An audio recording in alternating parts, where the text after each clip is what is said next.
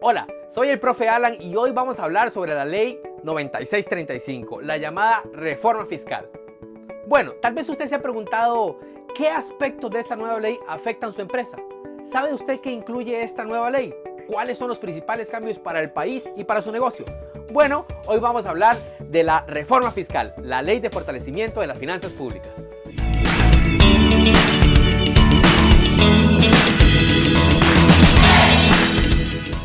Esta nueva ley habla sobre 5 aspectos o 5 títulos que se dividen en 1.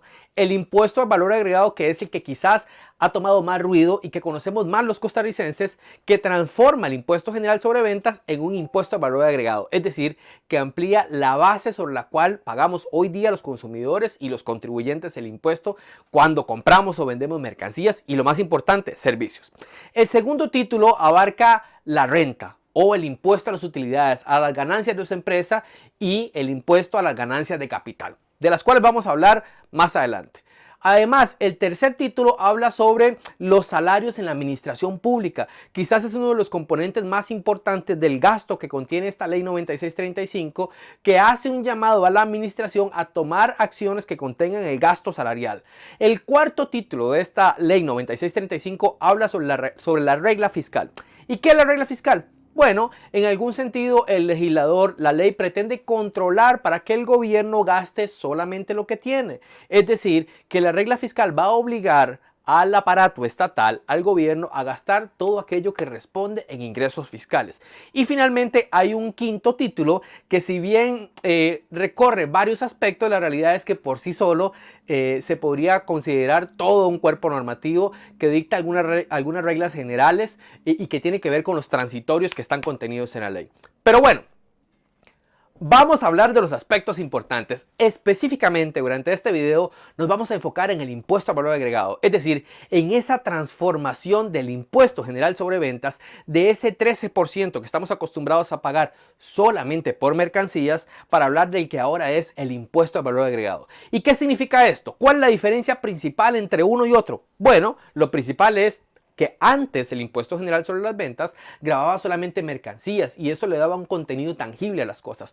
Hoy día, a partir del 1 de julio, con la entrada en vigencia de la ley, la reforma fiscal va a gravar bienes y servicios. Y esta palabra bienes es quizás el componente más importante en la transformación del impuesto al valor agregado. ¿Por qué? Porque eso implica también bienes intangibles, software estandarizado, por ejemplo, servicios transfronterizos de los que vamos a hablar más adelante. Pero lo más importante es que usted y yo, que estábamos acostumbrados a ir al peluquero, a ir al abogado, a ir al odontólogo y no pagar impuesto sobre ventas en la antigua ley, a partir del 1 de julio vamos a tener que pagar el 13% por algunos de esos servicios, exceptuando aquellos que tienen tarifas diferenciadas y de las cuales les vamos a hablar hacia adelante de este video. Otro aspecto importante es el principio de incorporación física. En el impuesto general sobre ventas se hablaba de que de alguna forma usted tenía que tener una transformación de esa mercancía en el proceso productivo para poder incorporar ese 13%. Pero a partir de la reforma fiscal y el 1 de julio, este principio de incorporación va a ser financiera para que cobije también los bienes intangibles. Finalmente se aplica una regla general para el crédito fiscal, que este era el escenario que nosotros teníamos en el impuesto general sobre ventas, y a partir del impuesto al valor agregado vamos a tener el crédito fiscal que depende de la tarifa plena, reducida o exenta. Y quiero detenerme en esto. ¿Por qué? Porque usted podría pensar, claro, antes pagaba el 13% solamente sobre las mercancías, sobre los aspectos tangibles, ahora lo voy a pagar sobre todo y yo lo que pago y lo que me pagan, hago la diferencia y lo acredito, pero no. Hay un aspecto bien importante que vamos a explicar durante este video, que es la aplicación de una proporcionalidad fiscal, lo que la administración llama una prorrata, es decir, como la ley prevé diferencias en las tarifas, no todo lo que usted pague se lo va a poder acreditar, es decir, que va a haber algún costo de ese impuesto que usted va a tener que asumir como costo, o en el defecto lo va a tener que asumir su consumidor, su cliente final. ¿Por qué? Porque dependiendo de la actividad económica, de las tarifas que usted tenga en función de sus ingresos, podría ser que no todo el crédito fiscal usted lo pueda disponer y tendría que pagar esa diferencia a la administración tributaria. Pero bueno, La pregunta hasta este punto es, ¿yo soy sujeto del impuesto al valor agregado? ¿Quién es sujeto del impuesto al valor agregado? Bueno, personas físicas y jurídicas que vendan bienes o servicios, ¿verdad? Indiferentemente de la tasa, de la alícuota, de la tarifa que se les cobra. Personas de cualquier naturaleza que importen bienes y servicios tangibles o intangibles, y esto es importante porque hoy día si usted contrata los servicios de una empresa que está ubicada en Suiza, por ejemplo, o que está ubicada en los Estados Unidos, usted no tiene que pagar un impuesto de ventas bajo la ley del impuesto general sobre ventas, pero con la transformación del IVA, esto en algún sentido va a encarecer el poder adquisitivo de los y las costarricenses. ¿Por qué? Porque por ese servicio que alguien le prestó sentado en Suiza o en Estados Unidos, usted va a tener que pagar una tarifa a partir de la transformación del impuesto general sobre ventas en el impuesto al IVA.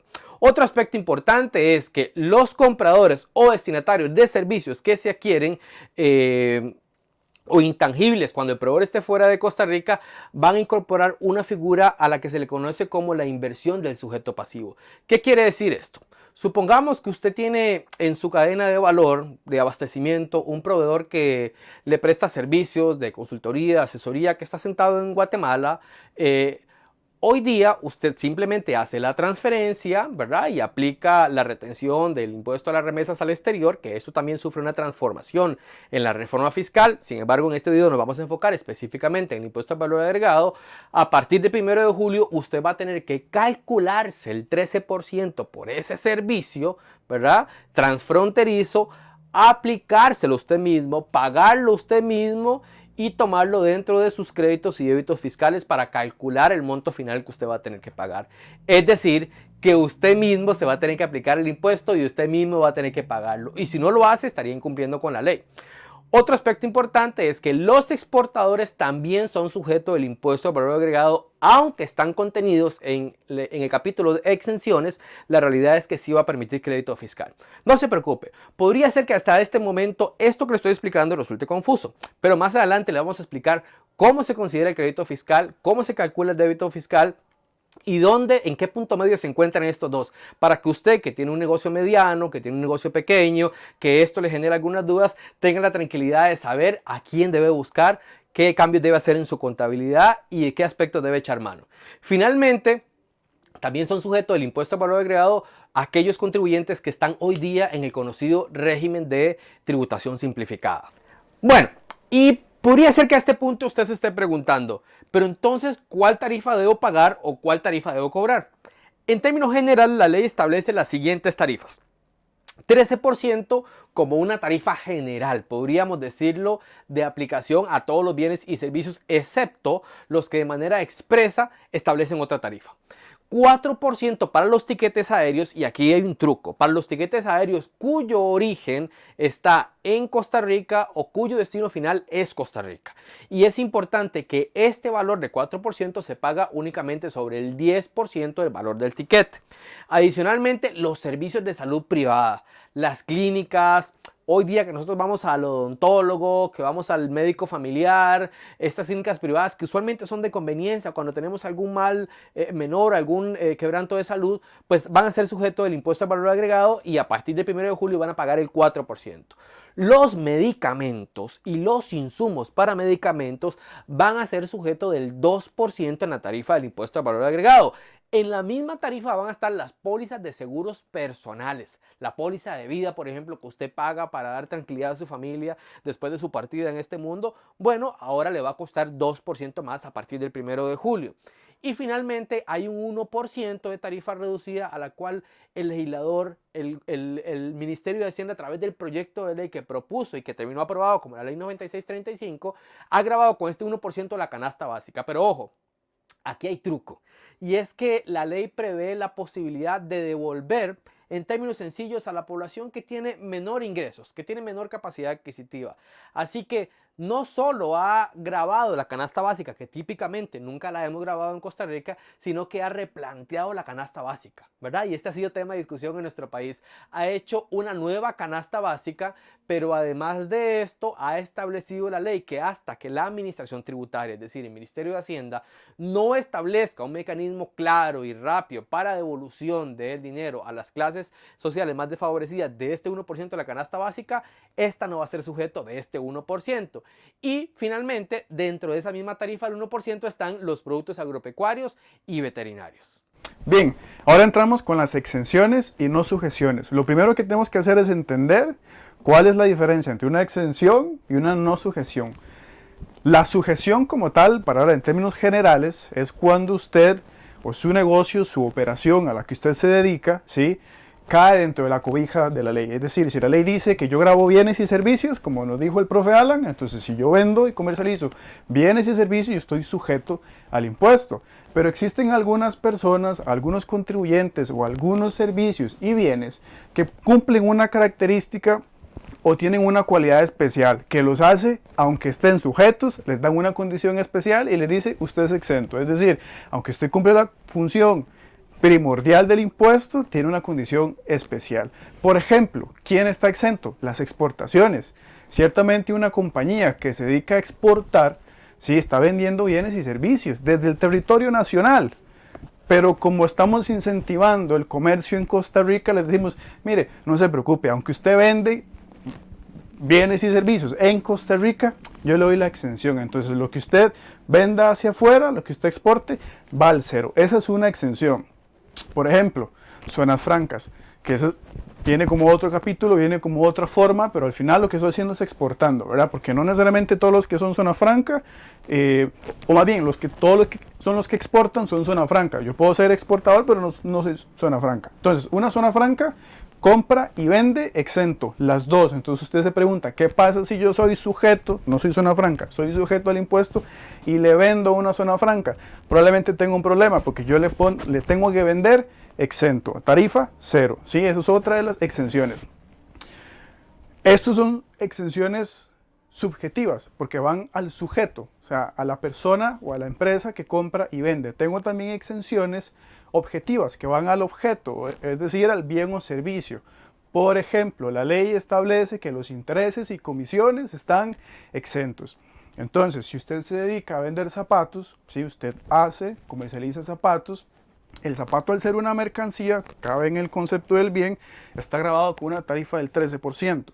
Pero resulta que usted lo vende a crédito y no sé, le cobra un 10% de interés. Entonces el zapato está grabado al 13%, pero el interés está ¿qué?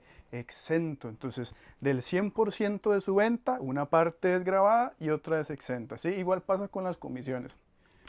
Otra de las exenciones son los arrendamientos, en el tanto sean de uso habitacional y que la cuota del alquiler mensual no supere 1.5 del salario base, que el salario base se establece anualmente y lo publica la Dirección General de Tributación en la página del Ministerio de Hacienda. Entonces, si la cuota de alquiler de mi casa, claramente estoy hablando de una persona física, no una persona jurídica, si el alquiler de mi casa todos los meses es menor a 1.5, que andará por los 600 y resto, 650, está exento. Si supera ese monto, entonces ya no tengo la exención, voy con el 13%. Esto para uso de vivienda habitacional. Las pymes, para incentivar el hecho del comercio en Costa Rica y el pequeño productor, se les da una exención comercial, que los alquileres comerciales que utilicen también van a generar esta regla, 1.5 del salario base. Si supera ese monto, pues va el 13%. Otra exención es la educación privada, y aquí hay que tener mucho cuidado porque la educación privada inicialmente aparece como exenta, pero después en las tarifas reducidas la graban con un 2%. Entonces lo que tenemos que entender es cuál sí y cuál no. Lo que se ha dicho es que la educación privada que está regulada está con tarifa exenta y la que no está regulada pues con la tarifa reducida. Entonces, si usted, por ejemplo, matricula su bachillerato, su licenciatura en la universidad, no debería pagar impuesto por esa matrícula o por esa colegiatura. Pero si usted va a clases de yoga, donde el vecino, entonces ahí sí debería pagar la tarifa reducida, porque no está regulada. Y por último, las exenciones que pues a todos nos llama la atención y siempre esperamos, pues son las entidades que ciertamente gozan de un beneficio, no llamémosle inmunidad fiscal, pero sí una preferencia tributaria a nivel de gobierno, como es la Cruz Roja, el Cuerpo de Bomberos. ¿Por qué? Porque claramente son entidades sin fines de lucro, de bien social, y que no queremos castigarlas, ¿no? Esas son las exenciones. La no sujeción, que ya dijimos que es cuando el no sujeto es porque nunca está en el campo, nunca le aplica nada. Y el legislador le decidió dar una no sujeción a la Caja Costarricense del Seguro Social y a las corporaciones municipales. La ley dice que son corporaciones municipales. Pero pareciera que estos más bien cumplen la función del exento, porque igual siguen vendiendo y comprando en Costa Rica, pero el legislador le da la condición del no sujeto. Entonces, ojo, si usted le vende a un exento o a un no sujeto, tenga cuidado porque probablemente tenga que aplicar una regla de proporcionalidad para aplicación del crédito. Más adelante les decimos qué es el crédito fiscal, cómo se aplica y en sí qué tengo que pagar al final de cuentas. ¿Me puedo aplicar todo? ¿No me lo puedo aplicar todo? ¿Cuánto tengo que pagar? Se los decimos en un ratito. Y por último, el tema probablemente más esperado de la presentación, el crédito fiscal y la regla de proporcionalidad. Pero antes de entrar a esto, nada más quiero que usted recuerde de aquí y para toda la vida. ¿Qué está grabado en IVA? Bueno, probablemente se tenga que acordar de 4 palabritas así sencillitas. TODO, todo está grabado con IVA. ¿Sí? Lo que me cambia es la acreditación o la forma en que yo recolecto o pago el impuesto. El crédito fiscal. ¿Qué es el crédito fiscal? Bueno, el IVA, dentro de su sistema de liquidación y determinación cuantitativa, es decir, el cálculo, se compone del débito fiscal y el crédito fiscal. Para empezar, el crédito fiscal es el IVA que usted le paga a sus proveedores por la compra de bienes y servicios. Y el débito fiscal es el impuesto al valor agregado que usted termina facturando a su cliente final. La regla general del IVA es que la diferencia entre estos dos en un mes, que es el periodo fiscal del IVA, pues es el impuesto a pagar al fisco. Usted en sana teoría no debería pagarle todo el impuesto que usted recolecta al fisco, sino la diferencia entre este y el que usted le pagó a su proveedor. Eso asumiendo que tanto la compra como la venta está grabada al 13% con la tarifa general. Pero esta ley plantea en esencia 4 situaciones o 4 tipos de operaciones que le pueden modificar a usted el aprovechamiento del crédito fiscal, para bien y para mal. Y aquí nos vamos a dar cuenta que probablemente el tener tarifas reducidas no necesariamente significa un beneficio porque le puede traer problemas a la hora de acreditarse el IVA. Entonces, partamos del hecho de que usted tiene compras de servicios, porque estamos hablando del crédito fiscal. Ya dijimos que el crédito es el IVA que nace de compras de bienes y servicios, ¿sí? Entonces, compro bienes y servicios. Tengo un IVA que mi proveedor me facturó, ¿sí? Y la norma general es si la operación que usted está efectuando le da derecho a crédito.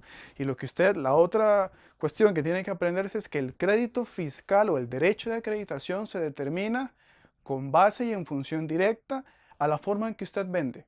Entonces, la forma en que usted vende o la tarifa que usted aplica a su bien y servicio que usted comercializa le va a decir cómo y cuánto crédito fiscal puede aprovechar. Entonces, aquí es un poco paradójico, pero es la relación que existe. El crédito lo determino con base al débito, con la condición de venta. Entonces, el primer ejemplo, la regla general, es si usted vende todo al 13%, o sea, el 100% de sus ventas, usted las comercializa, sean bienes o servicios, al 13%, pues la norma le dice, mira, si tienes todo el 13, puedes acreditarte todo el 13 de tus proveedores. Entonces, si usted, por ejemplo, es abogado, y todas sus consultorías, todos sus trabajos, sus escrituras, sus protocolos, los va a terminar facturando el 13%, pues todo el 13% que usted le compra a sus proveedores se lo va a poder acreditar. Esa es la regla general. Si usted vende todo al 13%, evidentemente este es el escenario ideal y el mundo en el que todos quisiéramos vivir. Pero en Costa Rica, como sabemos, siempre buscamos la forma de complicar un poquito más las cosas o hacer un poco más creativa la práctica tributaria para que todos pues, nos sintamos un poco más incluidos y felices. El otro escenario que es como el contrario, ¿sí? o lo adverso, es cuando yo no vendo nada grabado. Por ejemplo, si todo lo vendo exento, ¿sí? Es decir, si nunca recolecto un impuesto, una tarifa, por tener una exención objetiva o subjetiva, una parte es grabada y otra exenta. Si usted no puede determinar de sus compras qué es 10 y qué es 90, si no lo puede hacer, tiene que aplicar la ley de prorata, llamémosle general, que le dice, amigo, si usted tiene 90 y 10, váyase sus créditos a sus compras Y si usted compró al 13%, entonces si esto es 90-10, usted tiene derecho al 90%. Entonces, el alquiler que le paga usted al dueño del bien inmueble en el que usted tiene su negocio, en el cual usted vende los zapatos con intereses y sin intereses, ese 13% del alquiler, pues se va a poder acreditar solamente ¿qué? El 90%, porque es lo que le dice la ley o la regla de proporción. ¿Y qué pasa con el otro 10%? Malas noticias, adivine, al costo. Y yo vuelvo con las dos opciones, o castiga su margen, es decir, lo asume usted, o le traslada ese 10% al consumidor. Entonces, pareciera y solo pareciera que tener tarifas reducidas al final no es tan beneficioso o tener estas condiciones diferenciadas. Entonces, lo primero que tenemos que hacer es analizar nuestra estructura de ventas, tomar la base de datos del Excel, tomar la base de datos del diario, del mayor, quiénes son sus clientes y determinar si tiene tarifa 13, si tiene tarifa exenta, por ejemplo, para ver qué porcentaje de eso me puedo acreditar con respecto a las compras. Y la segunda, que pareciera ser un poquito más compleja porque tiene más variables, es voy a lo mismo, me voy a las ventas porque es el paso 1 para determinar cuál es mi derecho de acreditación, ¿sí?